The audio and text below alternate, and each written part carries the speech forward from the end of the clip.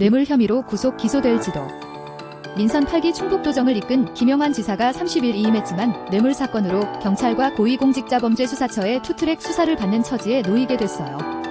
공수처는 이날 특정범죄과중처벌법상 뇌물 혐의로 충북도청 김 지사 집무실을 압수수색하고 그의 휴대전화를 확보했어요.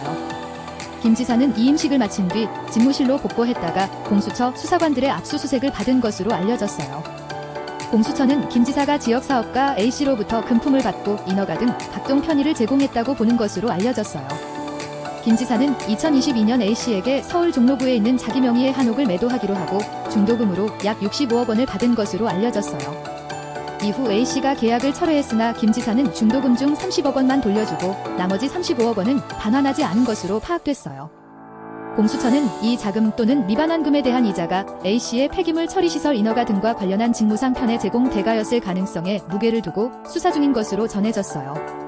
다만 이날 압수수색영장의 범죄 사실은 김 지사가 반환하지 않은 돈에 대한 이자 상당 액수가 뇌물수수액으로 적시된 것으로 알려졌어요. 김 지사는 이와 별개로 지역체육계 인사들로부터 총 3천만 원을 수수한 혐의로도 막바지 경찰 수사를 받고 있어요. 충북경찰청 반부패경제범죄수사대는 김 지사가 2024년 8월 괴산에 있는 자신의 산막 인테리어 비용 2천만 원을 윤두영 충북배구협 회장으로부터 대납받았다고 보고 있어요. 경찰은 김 지사가 그 대가로 같은 해 윤 협 회장의 비식품업체가 충북도의 스마트팜 사업에 참여하는 과정에서 영향력을 행사했다고 보는 것으로 알려졌어요.